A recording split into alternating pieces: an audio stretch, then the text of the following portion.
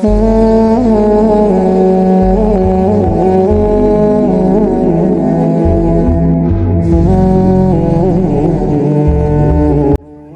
আলাইকুম ওয়া রাহমাতুল্লাহি ওয়া বারাকাতুহু। আলহামদুলিল্লাহ ওয়াসসালাতু ওয়াসসালামু আলা রাসূলিল্লাহ সুম্মা আম্মা বাদ। সুপ্রিয় দর্শক শ্রোতা, কাছে কিংবা দূরে, দেশে কিংবা প্রবাসে, যে যেখান থেকে আজকের এই ভিডিওটি দেখতেছেন, সবাইকে মাহে রমাদানের শুভেচ্ছা। শুরু করতে যাচ্ছি আমাদের রমজান বিষয়ক ধারাবাহিক আলোচনা দারসুস সিয়াম। আজকের পর্বে আমরা জানবো যে ইতিকাফের জন্য শর্ত সমূহ এবং তার হুকুম। সুপ্রিয় দর্শক শ্রোতা, আমরা জানি যে ইতিকাফ খুব গুরুত্বপূর্ণ একটি ইবাদত, যে ইবাদতের মাধ্যম দিয়ে আমরা লাইলাতুল কদর, গুরুত্বপূর্ণ একটি রজনী, যে রজনীর কথা আল্লাহ রাব্বুল আলামিন কোরআনে বলেছেন, এটা পাওয়া সম্ভব। সুতরাং এটাকে পেতে গেলে অবশ্যই তার শর্ত সমূহগুলোকে আমাকে অবশ্যই খেয়াল রাখতে হবে। প্রথম নম্বর শর্ত হচ্ছে আল ইসলাম, অর্থাৎ ইসলাম থাকতে হবে, মুসলিম। মুসলিম কেবলমাত্র ইতিকাফ করতে পারে, গায়র মুসলিম বা কাফির এদের জন্য ইতিকাফ করা বৈধ নয়। এই মর্মে আল্লাহ রাব্বুল আলামিন একাধিক জায়গায় আলোচনা করেছেন। যেমন আল্লাহ রাব্বুল আলামিন সূরা ফুরকানের 23 নম্বর আয়াতে বলেন, ওয়াকাদিমনা ইলা মা আমিলু মিন আমালিন ফাজআলনাহু হাবাআন মানসুরা। সুতরাং কাফির মুশরিকদের ইবাদতটা গণ্য হবে না। দুই নম্বর শর্ত হচ্ছে আল বুলুগ, অর্থাৎ প্রাপ্তবয়স্ক হতে হবে। অপ্রাপ্ত বয়স্ক বা এদের জন্য ইতিকাফ করা বৈধ নয়। প্রাপ্তবয়স্কের জন্য এবং ইতিকাফ করা বৈধ। এই মর্মে আল্লাহ রাসূল সাল্লাল্লাহু আলাইহি সাল্লাম বলেছেন, কেন যে রুফিআল কলাম আন সালাস, তিন শ্রেণীর ব্যক্তি থেকে কলম উঠিয়ে নেওয়া হয়েছে। তার মধ্যে এক শ্রেণীর ব্যক্তি হচ্ছে অপ্রাপ্ত বা ছেলে মানুষ, যারা মানে যে পর্যন্ত তারা প্রাপ্ত বয়স্কে না পৌঁছায়। তিন নম্বর শর্ত হচ্ছে আল আকল, বিবেকবান হতে হবে, অর্থাৎ পাগল, বুদ্ধি নাই এমন ব্যক্তিদের জন্য ইতিকাফ করা জায়েজ নয়। সুতরাং ইতিকাফ করতে গেলে অবশ্যই বিবেক সম্পন্ন হতে হবে। এই মর্মে আগের হাদিসটাই দলিল হিসেবে ব্যবহার করা যেতে পারে। চার নম্বর শর্ত হচ্ছে নিয়াত থাকতে হবে। আপনি মসজিদে থাকলেন, মসজিদে বসবাস করলেন, কোনো নিয়াত নাই, তাহলে কিন্তু ইতিকাফ হবে না। কারণ ইতিকাফ একটি ইবাদত, আর ইবাদতের জন্য আবশ্যক হচ্ছে নিয়াত থাকা। এই মর্মে রাসূল সাল্লাল্লাহু আলাইহি সাল্লাম বলেন যে ইন্নামাল আমালু বিন্নিয়াত। সুতরাং নিয়াতের উপর নির্ভরশীল হবে প্রতিটা ইবাদত। সুতরাং ইতিকাফ যেহেতু ইবাদত, ইতিকাফের ক্ষেত্রে নিয়াতটা অবশ্যই জরুরি। 5 নম্বর শর্ত হচ্ছে আইয়াকুন আল ইতিকাফ ফিল মসজিদ।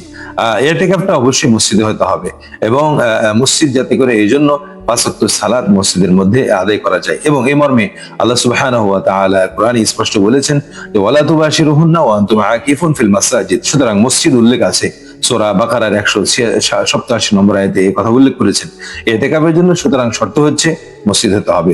7 নম্বর শর্ত হচ্ছে 6 নম্বর শর্ত হচ্ছে আইয়াকুন ইতিকাফ ফি মসজিদ তুকাম ফিহিল জামাআ। আগের শর্তের সাথে মানে সামঞ্জস্যশীল, কিন্তু এখানে একটু বাড়ানো হয়েছে মসজিদ। তবে মসজিদটা হতে হবে এমন মসজিদ যেখানে জুম্মা আদায় হয়। সুতরাং এখানে অক্তীয় মসজিদটা বের হয়ে যাচ্ছে। জুম্মা মসজিদ এই জন্য যে অনেক সময় ইতিকাফকারী ব্যক্তি যে বাধা নিষেধ রয়েছে তা বের হতে পারবে না মসজিদ থেকে। তো জুম্মা মসজিদ যদি দূরে হয়, সেক্ষেত্রে তাকে দূরে যেতে হবে। এতে ইতিকাফ যে উদ্দেশ্য করা হচ্ছে, সেই উদ্দেশ্যের মধ্যে বিঘ্নতা ঘটবে। এজন্য জামিয়া মসজিদটাকে শর্ত করা হয়েছে। এবং 7 নম্বর শর্ত হচ্ছে তাহারাতু মিনাল হাদাসিল আকবার।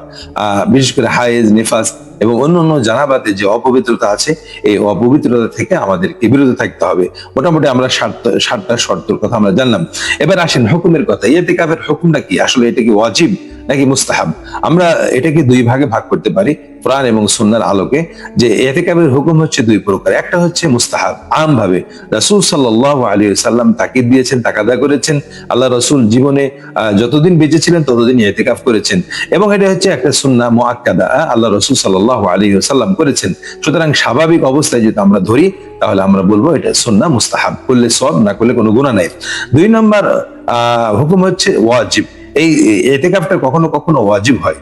যেমন ইমাম বুখারী একটি হাদিস নিয়ে আসছেন, এখানে আমরা দেখতে পারি ওমর রাদিয়াল্লাহু তাআলা আনহু থেকে একটা riwayat আসছে যে ওমর রাদিয়াল্লাহু তাআলা আনহু তিনি জাহিলির যুগে মানত করেছিলেন যে একদিন ইতিকাফ করবেন। আল্লাহ রাসূল সাল্লাল্লাহু আলাইহি সাল্লামকে জিজ্ঞাসা করা হলে তিনি আল্লাহ রাসূল বললেন, আউফি বিনাদরিকা, তোমার নজরকে তুমি পূর্ণ করো। সুপ্রিয় দর্শক শ্রোতা, আল্লাহ রাসূল সাল্লাল্লাহু আলাইহি সাল্লাম এখানে নির্দেশ দিলেন, অর্থাৎ ইতিকাফ করতে হবে জরুরি। সুতরাং কেউ যদি মানত করে বা নজর মানে ইতিকাফ করার, তখন বিধানটা মুস্তাহাব থাকে না, ওয়াজিব পর্যায়ে চলে যায়।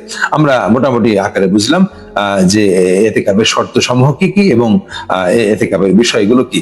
যদিও সুপ্রিয় দর্শক শ্রোতা, এটা একটা মুস্তাহাব বিষয়, সুন্নাহ মুআক্কাদা বিষয়, কিন্তু আমাদের জন্য এগুলো করাটা জরুরি। আমরা যদি ইতিকাফ করতে পারি, ইতিকাফের সাথে লেগে থাকতে পারি, তাহলে লাইলাতুল কদর যে মহামান্বিত রজনীর কথা আমরা শুনে আছি, এই রজনীটা আমাদের হাতছাড়া হবে না। আল্লাহ রাব্বুল আলামিন আমাদেরকে ইতিকাফ করার সুযোগ তৌফিক দান করেন। আল্লাহুম্মা আমিন। ওয়া আখিরু দাওয়ানা আলহামদুলিল্লাহি রাব্বিল আলামিন। আসসালামু আলাইকুম ওয়া রাহমাতুল্লাহি ওয়া বারাকাতুহু।